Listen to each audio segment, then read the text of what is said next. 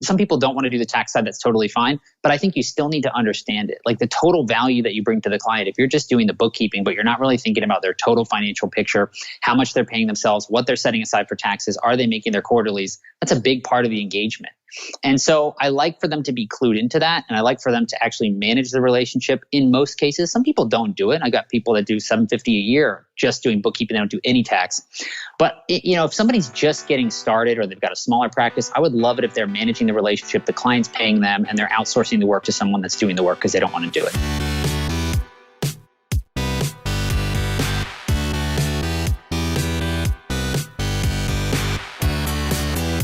You're listening to The Successful Bookkeeper with your host, Michael Palmer. Listen each week as inspiring guests share their secrets of success to help you increase your confidence, work smarter, and build a business you love. This episode of The Successful Bookkeeper is brought to you by PureBookkeeping.com, the proven system to grow your bookkeeping business.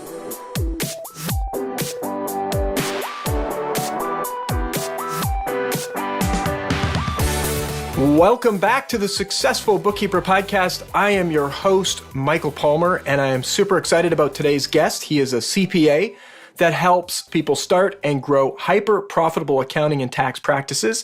In fact, he's assisted over 200 clients in 4 separate countries around the world. His name is Andrew Argue, and welcome to the podcast, Andrew. Hey, man. How's it going? Glad to be here. It's great to have you. Andrew, I was really excited about having you on the podcast because we here believe that accountants are one of the best partners for bookkeepers to grow and scale their businesses, and you're an expert in that field. And so I'd love for you to share your backstory and tell the audience what it is that you do, and then we'll get into helping the listeners with working with your type of clients. Cool. Absolutely. Yeah. I do work with accountants, bookkeepers, CPAs, and EAs. Most of the people I work with are in the US, but I have worked with some people in Canada as well as the UK, Australia. Really, I kind of got into what I'm doing now, a few years ago when I started working with some larger accounting firms that were doing like 1 to 4 million a year in sales. Honestly, when I first got started, they were teaching me like about as much as I was teaching them. And I just kind of learned the ropes and the ins and outs of how to grow an accounting firm. And I kind of got some requests from some smaller practice owners, people that were doing anywhere between 5 and 20,000 a month in the beginning, just to kind of show them what I was doing with the larger practices. And so, probably about 18 months ago now, we started working mostly with smaller practitioners, accountants, bookkeepers, CPAs, and EAs, doing anywhere from just getting started to about 50,000 a month, helping them grow, helping them get clients, get a consistent pipeline together, close deals, whether it's on the phone or in person. Yeah, so that's a little bit of my background, how I got into this. Great. So let's maybe talk a little bit about how bookkeepers can work with accountants. What do you see in the industry? Mm-hmm. It's interesting, like more and more and more, there's like blurred lines, at least in the US. Because I think for most of the small business services, like, I think traditionally a lot of people think, CPAs or accountants just do tax. But more and more and more, they are also doing bookkeeping. So a lot of people that I work with that are bookkeepers that, are working with accountants or getting referrals and whatnot, that definitely is something that they do. But I think one of the big challenges that bookkeepers have in particular are when they're just living off the referrals of accounting clients. I think one of the challenges for them is, kind of quality. Like it's hard for them to pick a niche and really stick to it when the accountants might not have a niche. They might be a generalist accountant working with tons of different people. And I think they also have a challenge just with pipeline and flow, like when are these referrals going to be coming through? And so while I do recommend, if you're a bookkeeper, having an accountant that you can refer your clients to for the tax side, I do think that's important. And then also get some accountants to refer clients to you. I really do focus mostly on helping bookkeepers and the bookkeepers that I work with and the accountants focus on like a direct pipeline to get potential clients themselves, like directly to the source. I think referrals are great. I think referrals are awesome. But I love to have more control and I love to be much more specific in terms of the type of clients that we go after than just what referrals generally give, if that makes sense. It totally makes sense, and we certainly subscribe to that. But specifically working with accountants, what would you recommend they do to help strengthen their relationship with them? Mm-hmm. Yeah, I think when I look at a bookkeeper, let's say there's a bookkeeper that's doing 200,000 a year in sales. I honestly think that it's very, very good to have one one person. It could be a tax preparer. It doesn't even need to be an accountant, but someone that can do taxes. Like whenever you look at your client relationship, I want you to control the whole thing. And in fact, a lot of people that I work with that are doing bookkeeping, they will have an accountant that does tax work, whether they're a CPA or not, that literally all their bookkeeping clients go to that one person and they continue to manage the relationship. I think that's so important for retention because more and more and more accountants and CPAs are also doing bookkeeping. And so to kind of protect your base and make sure that it doesn't get taken from somebody else, I definitely recommend managing that relationship, being involved. The person knows that person works with you, but you're the main point person for the whole engagement. I think that is a total game changer, and I wish more people were doing that. So yeah, that's really one of the things I've helped a lot of the bookkeepers do that I work with. Yeah, that's great. It's very interesting. And how might they start to manage that relationship, take control? Like what would be the steps you would recommend? Yeah, well, I mean, to be honest, a lot of the people I work with are actually managing that relationship with the client on the tax side. I think, look, whenever I work with somebody, some people don't want to do the tax side. That's totally fine. But I think you still need to understand it. Like the total value that you bring to the client, if you're just doing the bookkeeping, but you're not really thinking about their total financial picture, how much they're paying themselves, what they're setting aside for taxes, are they making their quarterlies? That's a big part of the engagement. And so I like for them to be clued into that. And I like for them to actually manage the relationship in most cases. Some people don't do it. I got people that do $750 a year just doing bookkeeping. They don't do any tax. But if somebody's just getting started or they've got a smaller practice, I would love it if they're managing the relationship, the client's paying them, and they're outsourcing the work to someone that's doing the work because they don't want to do it. That is what I really do like to see, but it's not what everyone does choose to do.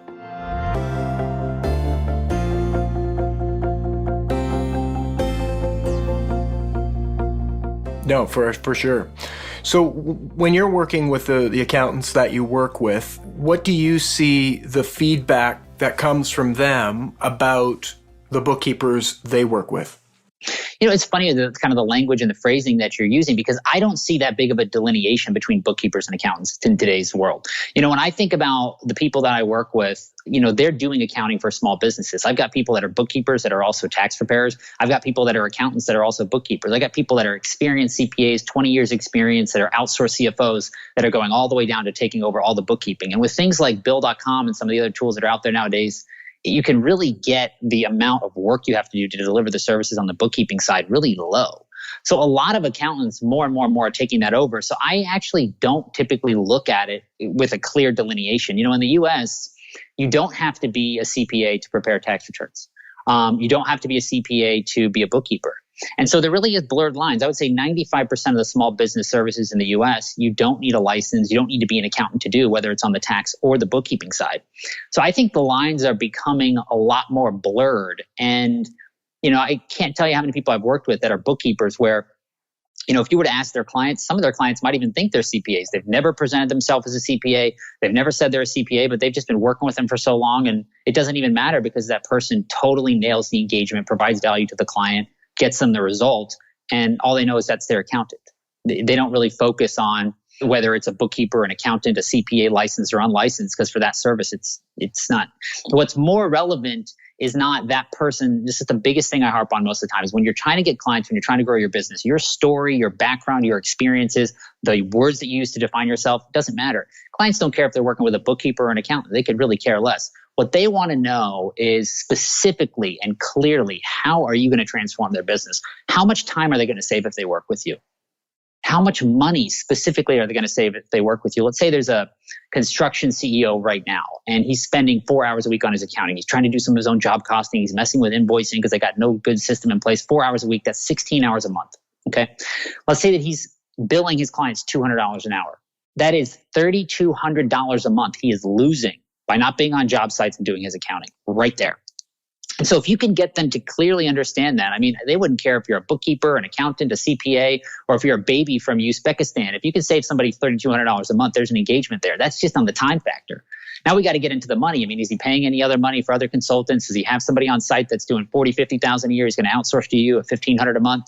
Are there any tax implications? Does he have the right entity structure? So I care, less about necessarily exactly how we define ourselves and what we do, and more about how we're defining clearly the transformation we're providing to clients, if that makes sense. It makes total sense. It's fantastic. So let's talk a little bit about the way you help your clients position themselves in the market.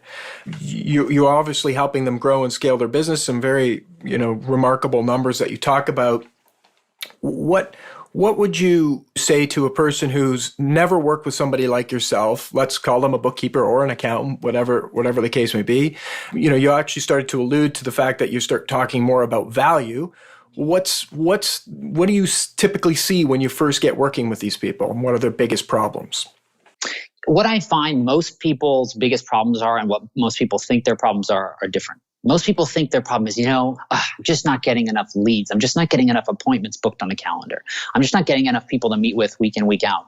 And everybody thinks that's their problem. But the reality of it is that's very rarely their problem. That's not that hard of a problem to fix. It's not that hard to get appointments with potential clients. It's not that hard to get leads. Once you get a basic system together to get some appointments, you'll find it's not that difficult to meet with 3 to 5 people a week that could work with you. Most people think their problem is lead generation. But kind of what you alluded to there, I think where most people are falling short is, there's all this chirp in the industry about, value pricing, this, that, and the other. Okay. But specifically, how do we do it? I would say probably the biggest value I bring to somebody is when you sit across from another human being.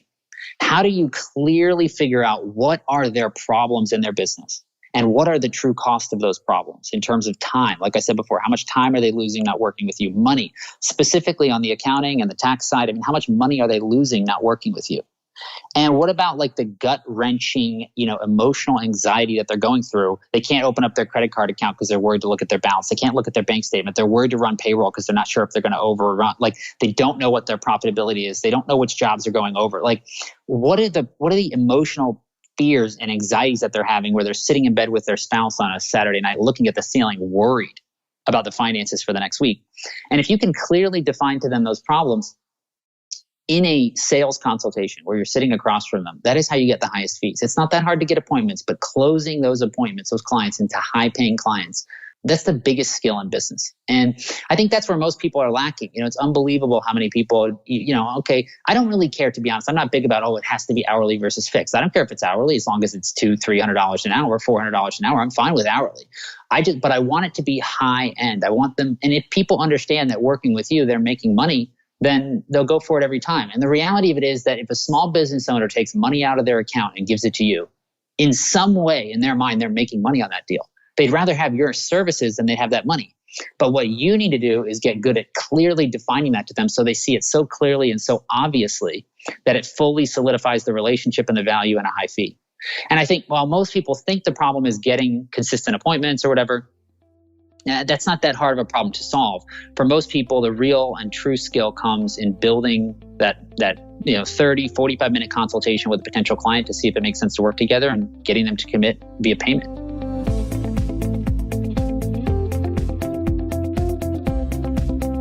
It's absolutely mind-boggling when you start to think about it, right? Let's say a person that gets 10 leads a month even, and another person gets 100 leads a month. If that person with those 10 can close them even for 25% more, the impact is, it's crazy when you start to think of what those numbers are. So it is true. People are always thinking, I need more leads. I need more people talking to me.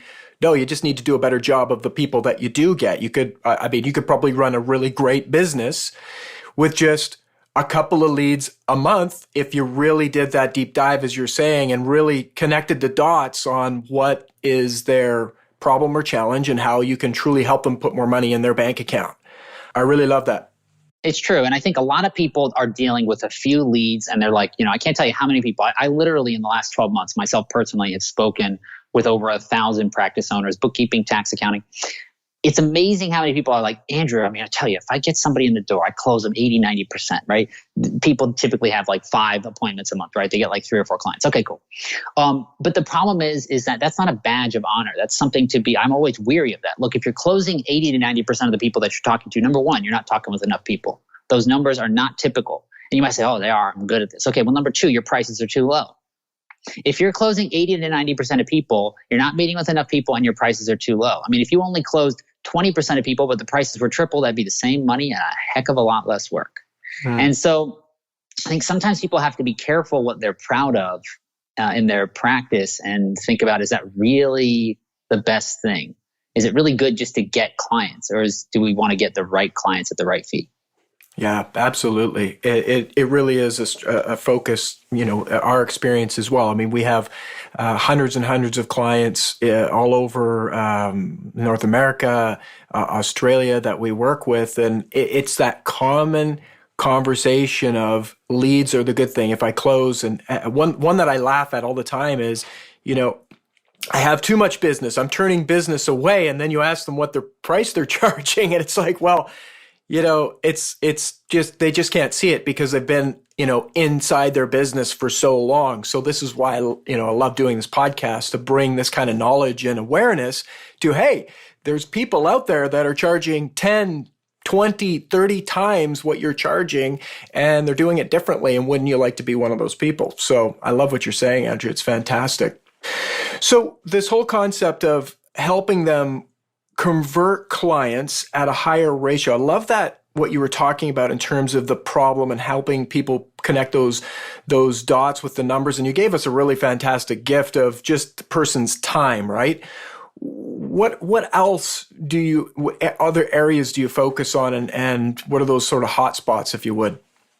Yeah, the key where most people get it wrong is they think, and this is why everybody has all these insecurities. This is why I always say that you don't need a license or a degree or a certification to be successful doing accounting and tax, because you don't. I mean, real people that know how to sell themselves, their services, grow their business, they know that the focus is never on them. It doesn't matter how many years experience you have. It doesn't matter how many clients you've worked with. It doesn't even matter your testimonials. That's pretty much irrelevant.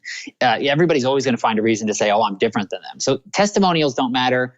Licenses don't matter. Degrees don't matter. All that matters is how clearly you can see that client's situation and picture, get them to understand it with you. That one area that I went into before was time. We used that example, the construction owner, all right, 4 hours a week, 16 hours a month. If he was on his job sites billing $200 an hour, that'd be $3,200 a month. That's one example of time. The second one is money. I mean, specifically, is there any way we're going to be able to save this person any money?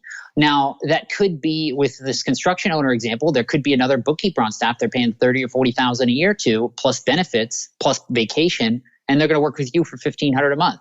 So instead of paying $50,000 a year, they're going to pay $18,000. So they're saving $30,000 there. So I found $30,000 on the time, and I found $30,000 on replacing the in-house person. Now, what about job costing? Currently, they're not doing job costing. Okay. Well, right now, if you were to do job costing, Mr. Construction CEO, how much more do you think you'd be able to go back on some of these jobs and bill additional for overruns? And if you had job costing right now, I mean, how do you think that would change your current pricing? How much more do you think, when you look at last year, how much more do you think you would have billed if you knew the cost for every job that you had done over last year and you had a much better feeling of how much these were going to cost? He said, honestly, I think I could probably do an extra, maybe at least $75,000 a year. All right. So right now we got him to admit that, number one, he's losing $30,000 on time. Number two, he's going to be able to save $30,000 by outsourcing to me versus the in-house provider. And number three, if we work on a value-add activity like job costing, we'll be able to make him an extra $75,000 a year. So all of a sudden, working with you for $2,500 a month isn't about an expense. Oh my gosh, I have to work with you and I have to pay $2,500 a month. I'm going to choke. It's like, this is literally an investment. I'm going to pay $30,000 to make $130,000 or $140,000, assuming those are the only problems we solve, which they're not, because we haven't even got into the emotional anxiety of someone who's running their business with numbers that aren't correct. They aren't on time. They're late. Someone that's incompetent, that's not doing the value add work like job costing. And they're stressing out, spending all this time looking at the books rather than out there growing the business and making magic happen. And so when you factor it all in, you start to make the relationship what I call, we get to this no-brainer stage where it's you'd have to be a total moron to not take that deal. And the only reason why someone wouldn't take that deal is, number one, because you have not clearly articulated it to them. And number two, because they don't believe you. And so if you can get them to believe you and you can get them to clearly see that working with you is an investment and they're going to save time and they're going to make or save money, and you can specifically get them to admit that to you, how much it's going to be, I mean, that's how you get high fees. And it's so important to do that in the beginning, because I don't care about getting the yes. It's not just about getting the yes. It's not that hard to get the yes. But what I care about is a relationship that lasts for a long time. That first moment, that first consultation where you're defining the problems, you're figuring out exactly what needs to happen, exactly what the problems are and the true cost of them, and exactly what your fees are going to be. In that moment, when they understand that, and they're paying $2,500 a month, if you do a great job in that meeting, not only will they pay $2,500 a month this month and the next month, they'll still understand it for a year or 2 years or 3 years later because of that first meeting and how you clearly defined your value. So it really is everything, honestly. And those are a couple of examples. I mean, I commonly refer to it as time, money, and emotion, the three areas that you need to clearly get the client to see in terms of how much time they're losing, how much money they specifically make or save if they worked with you, and then also the emotional costs of not being where they want to be financially and from an accounting perspective.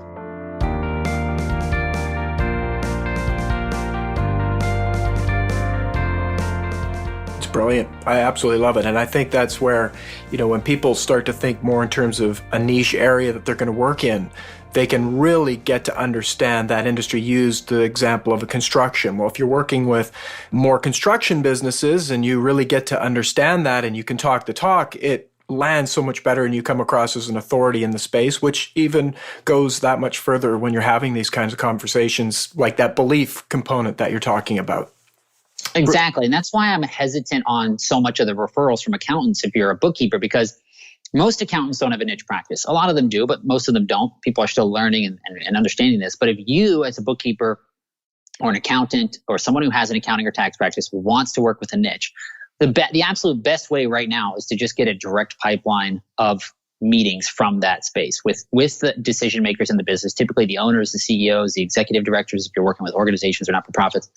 Because if you rely on the referrals, it's not just that they come in sometimes they don't. It's that they tend to be a mix. And so you will get better and better and better. The construction one is a great example. I've worked with basically every single niche at this point, across the board. It does make a big difference. And every single time you talk to a potential client, you're kind of building your cumulative knowledge and experience about their experience in their business. And you're bringing that to the table every single time. I mean, I think I use that construction one because it's an obvious one, but every single niche has that exact same calculation of time, money, and emotion. And we know that because business owners are paying people to do it all the time. The problem is that the business owner is coming up with that calculation themselves in their gut. We haven't clearly spelled it out for them most of the time. And so that's really what we need to do. Absolutely. And the one thing I would say when you're working with accountants, in my personal opinion, would be if you really do have that niche, is just to be clear. I mean, we have some people that have very, very specific niches and they tell accountants up front, listen, I only accept these type of clients. So, we don't take on anything else. And I think that's one way to maybe improve that relationship, because if they're really clear, well, you're not going to get that many referrals from them, but you're certainly going to be only getting the type of referrals that you can actually work with. But I do agree with the whole concept of the niching, and we say niching up here in Canada, niche for the United States.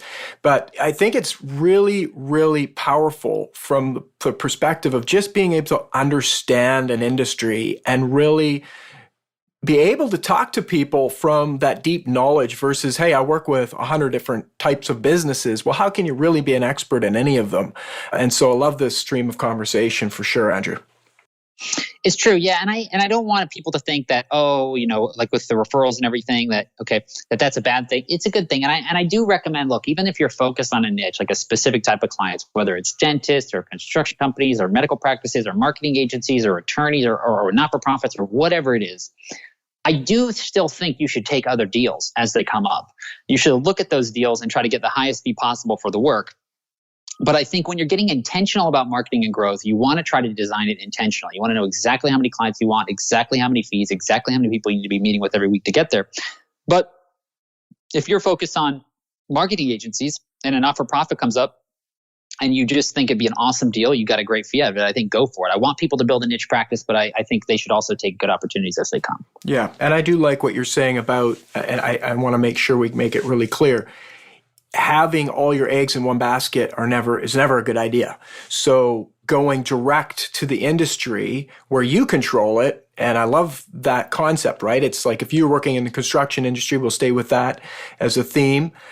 If you become known in your local area of construction that you have this ability, and let's say the example that you've been using where, the savings of, an additional revenue of $75,000 a year, you're saving him time of $3,200 a month. I mean, that starts to get around. I mean, that person starts to want to refer you to his best mates and on and on and on it goes. And then now all of a sudden you don't rely on really anybody, like whether it's an accountant or whoever is referring business, you have referrals coming direct from the industry. So it's really, really great advice, Andrew. I love it.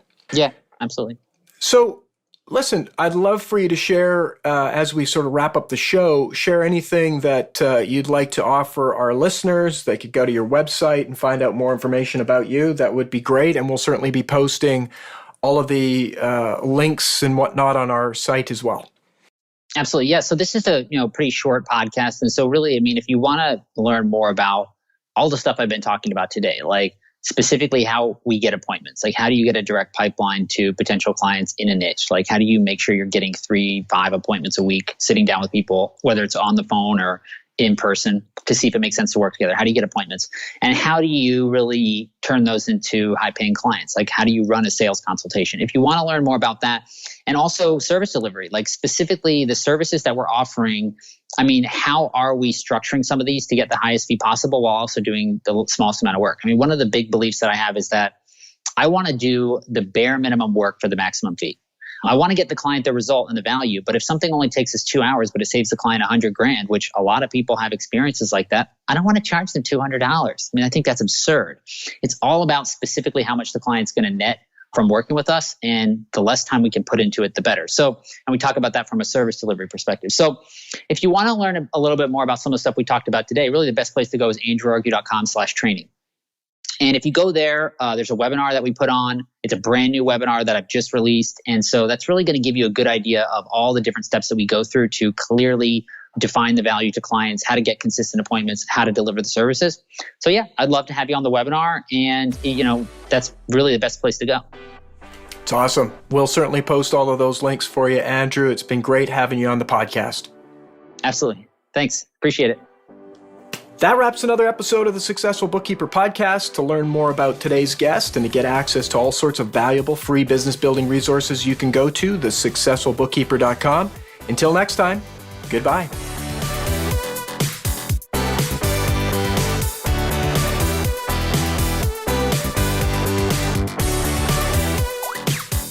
You've been listening to The Successful Bookkeeper with Michael Palmer. For more information and to download the resources mentioned in this episode, please visit us at thesuccessfulbookkeeper.com. Thank you for listening.